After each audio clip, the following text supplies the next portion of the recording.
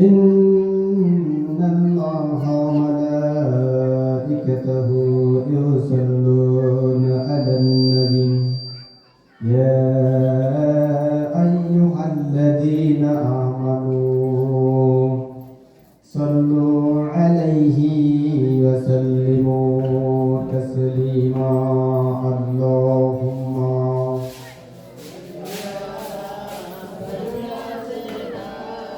مولانا محمد وعلى آل سيدنا مولانا محمد নবী গো তোমার ভালোবাসায়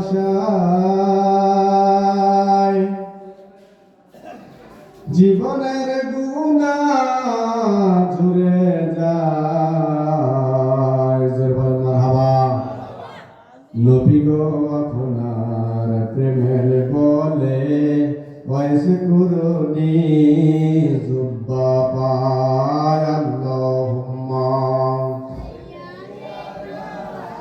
سيدنا مولانا محمد وعلى آل سيدنا مولانا محمد الحمد لله যে মহান রব্বুল আলামিন আমাদেরকে সমস্ত ফিতনা ফাসাদ থেকে ফারেক করে আমাদেরকে তার রহমতি বরকতি কোরআনের মাহফিল বেহেশতের বাগানের মধ্যে আসার ও বসার সুযোগ দান করলেন সেই আল্লাহর উপরে শুকরিয়া আদায় করবেন আলহামদুলিল্লাহ।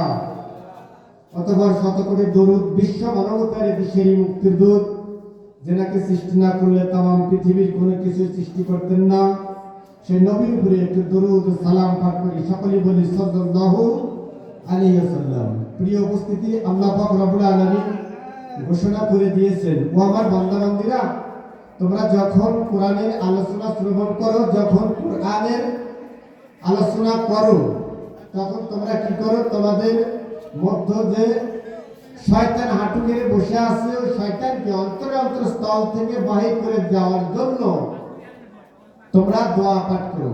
কি করো? দোয়া পাঠ করো। সকলে আমার সাথে বলেন আউযু বিল্লাহি মিনাশ শাইতানির রাজিম। পরম করুণাময় দয়ালু মেহেরবান আল্লাহ তাআলা রব্বুল আলামিনের নামে আমাদের অন্তরে আল্লাহ পাক রব্বুল আলামিন বলতেছেন, অভিশপ্ত বিতাড়িত অভিশপ্ত শয়তানের কুমন্ত্রণা হতে আমি আল্লাহ তাআলার কাছে সাহায্য প্রার্থনা করিতেছি। আল্লাহ পাক রব্বুল আলামিন আরো বলেন, তোমরা যখন কোরআনের আলোচনা করো, কোরআনের কথাগুলো শ্রবণ করো, যে কোনো নেক আমল করতে শুরু করো, তাহলে তোমরা আমি আল্লাহ তাআলার নামে শুরু করে দাও। সকলে আমার সাথে বলুন বিসমিল্লাহির রহমানির রহিম। পরম করুণাময় দয়ালু আল্লাহ তাআলা রব্বুল আলামিনের নামে শুরু করিতেছি। সময় খুবই সংকীর্ণ, মাত্র 15 মিনিট টাইম আছে, এজন্য অন্যদিকে যাব না। আল্লাহ পাক রব্বুল আলামিন কোরআনুল কারীমের মধ্যে ঘোষণা করে দিলেন, ইয়া আইয়ুহাল্লাযীনা আমানু হাল আদুল্লুকুম আলা তিজারাতিন তুনজিকুম মিন আযাবিন আলীম তুমিনুনা বিল্লাহি ওয়া রাসূলিহি ওয়া তুজাহিদুনা ফি সাবিলিল্লাহ বিআমওয়ালিকুম ওয়া আনফুসিকুম যালিকুম খায়রুল লাকুম ইন কুনতুম তা'লামুন। মহান আল্লাহ তাআলা রব্বুল আলামিন ঘোষণা করে দিলেন, হে ঈমানদারগণ, আমি তোমাদেরকে এমন একটা ব্যবসার সন্ধান দেব যে ব্যবসা করলে তোমরা দুনিয়াতে শান্তি পাবে এবং কঠিন আখিরাতের ময়দানে ওই জাহান্নামের আগুন থেকে তোমরা মুক্তি পাবে। আমরা কি জাহান্নামের আযাব থেকে মুক্তি চাই? জোরে জবান খুলে বলেন মুক্তি চাই। আল্লাহ পাক বলেন যারা দুনিয়ার মধ্যে দুটি ব্যবসা করবে, আমি আল্লাহর সাথে দুটি ব্যবসা করবে, আমি আল্লাহ তাআলা রব্বুল আলামিন তাদেরকে দুনিয়াতে শান্তি দেব, আর কঠিন কিয়ামতের ময়দানে তাদেরকে জাহান্নামের আযাব থেকে বাঁচায়া দেব। ব্যবসাটা কি? তুমিনুনা বিল্লাহি ওয়া রাসূলিহি, আমি আল্লাহর উপরে ঈমান আনতে হবে, আমার রাসূলের উপরে ঈমান আনতে হবে, তাহলেই তোমাদেরকে ওই কঠিন আযাব থেকে বাঁচিয়ে দেব। আর তোমাদেরকে এর বিনিময় ওই কঠিন জাহান্নামের আযাব থেকে বাঁচিয়ে দিয়ে ক্ষান্ত হব না, তোমাদেরকে একটা জান্নাত দান করব। আমরা ওই জান্নাত চাই কিনা? ইনশাআল্লাহ সময় খুবই সংকীর্ণ, আমি বলার চেষ্টা করব। এটি গেল আমি দুটি সূরা, এই দুটি আয়াতে কারিমা তেলাওয়াত করেছি। এই আয়াতে আমি কোন সূরা থেকে তেলাওয়াত করেছি? এই সূরার নামকরণ এখানে লেখা আছে তাফসীরুল কোরআন মাহফিল। কি লেখা আছে? প্রচার করা হয়েছে 3 দিন 4 দিন ভর তাফসীরুল কোরআন মাহফিল। ভাই বন্ধুগণ, তাফসীর মাহফিলের কিছু হক আছে। আমরা যদি আলেম ওলামা যদি তাফসীর মাহফিলের হক আদায় না করে তাহলে গুনাহগার হবেন। যেহেতু তাফসীর মাহফিল আমি যে আয়াতে কারিমা তেলাওয়াত করেছি, আমি আশা করব, চেষ্টা করব এই তাফসীরের হক আদায় করার জন্য যতটুকু পারি চেষ্টা করব। আমি যে সূরাটা তেলাওয়াত করেছি, সূরাটা কোরআনের ধারা বর্ণনা অনুযায়ী 61 নম্বর সূরা। কয় নম্বর সূরা? এই কিতাবের নাম কি? আল কোরআন। এই কোরআনুল কারীম একটা কোরআনুল কারীম। আর আল্লাহ পাক রব্বুল আলামিন এই কিতাবের মধ্যে কভার খোলার মতো ঘোষণা করে দিয়েছেন আলিফ লাম মিম যালিকাল কিতাবু লা রাইবা ফি হুদাল লিল মুত্তাকিন। আল্লাহু আকবার। আল্লাহ পাক রব্বুল আলামিন ঘোষণা করে দিয়েছেন এটা এমন একটা কিতাব যার মধ্যে বিন্দু মাত্র সন্দেহ নাই। এই কিতাবের মধ্যে কি সন্দেহ আছে? এই কিতাবের মধ্যে কি ভুল আছে?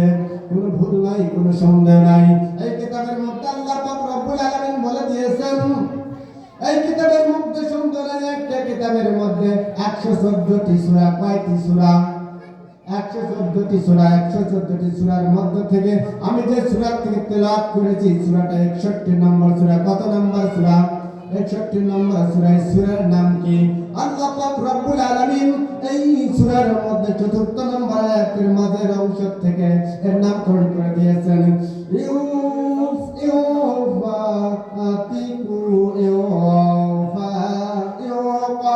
ইউকাতিলুনা ফি সাবিলিহি সাফান। এই আয়াত 4th নম্বর আয়াতের মাঝের অংশ থেকে নামকরণ করা হয়েছে। এটি সেই সূরা যার মধ্যে সব শব্দ রয়েছে। এই সূরাটি নাযিল হওয়ার সময়কাল কোন নির্ভরযোগ্য বর্ণনা থেকে নাযিল হওয়ার সময়কাল জানা যায় না, কিন্তু এর বিষয়বস্তু নিয়ে চিন্তা ভাবনা করে অনুমান করা যায় এই সূরাটি সম্ভবত উহুদ যুদ্ধের সময়কালে নাযিল হয়ে থাকবে। কারণ সে সময় ইসলামের ভারতের মধ্যে যেসব পরিবেশ পরিস্থিতির প্রতি ইঙ্গিত রয়েছে তা সে সময়ের সাথে সংশ্লিষ্ট। এই সূরার বিষয়বস্তু ঈমানের ব্যাপারে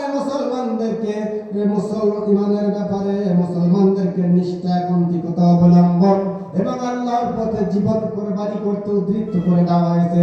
এতে দুর্বল ঈমানের মুসলমানদেরকে সম্বোধন করা হয়েছে। যারা ঈমানের ব্যাপারে একনিষ্ঠ ছিল তাদেরকে সম্বোধন করা হয়েছে। এই সূরার ব্যাপারে আল্লাহ পাক রব্বুল আলামিন ঘোষণা করে দিয়েছেন ঈমানদারদের ব্যাপারে একনিষ্ঠ ও তাদেরকে সম্বোধন করা হয়েছে। কোন স্থানে কাদের উদ্দেশ্য বক্তব্য পেশ করা হয়েছে তাই বক্তব্যের ধরন থেকে বোঝা যায়। এই সূরার শুরুতে সমস্ত ঈমানদারদের এই মর্মে সাবধান করা হয়েছে। এখানে বলা হয়েছে যারা মুখে বলে এক কথা কিন্তু করে অন্যরকম কাজ, আল্লাহ তাআলার দৃষ্টিতে তারা অত্যন্ত ঘৃণিত, তারা আল্লাহর কাছে প্রিয় হতে পারবে না। এই সূরার 5 থেকে 7 নম্বর আয়াতের মধ্যে রাসূলুল্লাহ রাসূলুল্লাহ সাল্লাল্লাহু আলাইহি সাল্লাম এই উম্মতের লোকগুলোকে সাবধান করে বলে দিয়েছেন, তোমাদের দ্বীনের সাথে, তোমাদের রাসূলের সাথে তোমাদের এরকম আচরণ করা উচিত নয়, যেরকম আচরণ করেছিলেন বনি ইসরাঈল জাতীয় অন্যান্য নবীদের সাথে তোমাদের এরকম আচরণ করা উচিত নয়।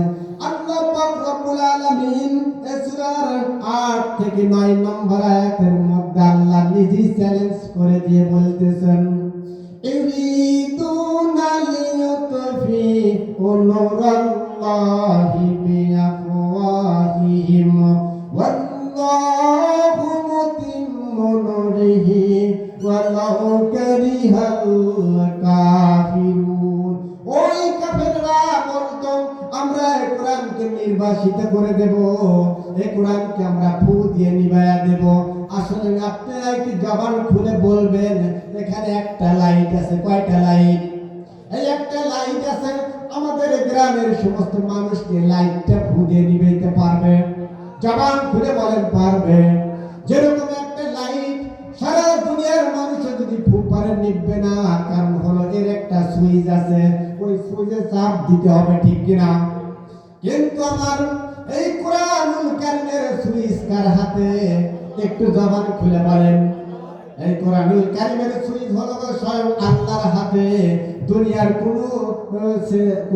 কোনো নেতা ফেতা কামবাজ নাই এই কোরআনের আওয়াজকে বন্ধ করে দেয়, ঠিক কিনা? এই কোরআনুল কারীমের আওয়াজ জীবনে বন্ধ করতে পারবে না, কারণ হলো আল্লাহর পয়গম্বর রাসূল সাল্লাল্লাহু আলাইহি সাল্লাম যখন তার উপরে কোরআন নাযিল হওয়া শুরু করলো, আর ওই আবু জাহেল, উতবা, শাইবা, মুগীরা এরা গণনা দ্বারা বৈঠক, ক্লাব করে বৈঠক করলো। আবু আব্দুল্লাহর পোলা মুহাম্মদ সাল্লাল্লাহু আলাইহি সাল্লাম এই কোরআনের দাওয়াত দিচ্ছে, এই কোরআনের দাওয়াতকে আমরা চিরদিনের জন্য বন্ধ করব। বড় বন্ধুগণ, শুধু আব্দুল্লাহ মুহাম্মদ সাল্লাল্লাহু আলাইহি সাল্লাম আব্দুল্লাহর ছেলের বেলায় কি নাই, নমরুদ যখন বাচ্চা ছিলেন এই কোরআনের আওয়াজ বন্ধ করার জন্য পায়তারা শুরু করে দিয়েছিল। আল্লাহ পাক রব্বুল আলামিন বলেছেন, ইন্না নাহনু নাযালনা যিকরা ওয়া ইন্না লাহু লাহাফিজুন। কোরআন নাযিল করেছি আমি আল্লাহ, এর হেফাজত করব আমি আল্লাহ। সুবহানাল্লাহ বলেন। আল্লাহ পাক বলেছেন, কোরআন নাযিল করেছি আমি আল্লাহ, হেফাজত করব আমি আল্লাহ। দুনিয়ার কোনো আতি নেতা পাতি নেতার ক্ষমতা আছে কোরআনকে ব্যান করে দেয়? ভাই বন্ধুগণ, নমরুদ যখন বললেন, আমি দুনিয়ার মধ্যে আল্লাহ বলতে কেউ নাই, আমি হলাম আল্লাহ, আমাকে মানতে হবে। যখন ইব্রাহিম আলাইহিস সালাম যখন তার বিরোধিতা করলেন, তাকে দুনিয়া থেকে বিদায় করার জন্য চেষ্টা সাধনা করলো নমরুদ। আল্লাহ পাক বললেন, ও আমার পয়গম্বর, একটু ধৈর্য ধারণ করো।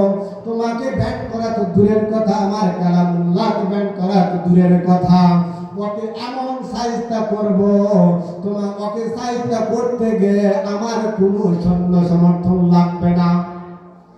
আল্লাহ পাক পয়গম্বরকে জানিয়ে দিলেন।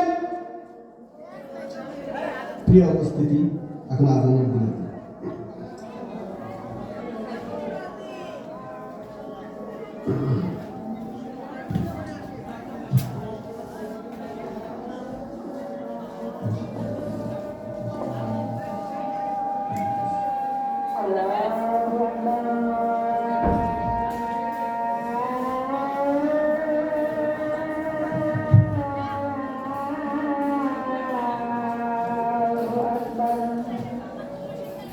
Allah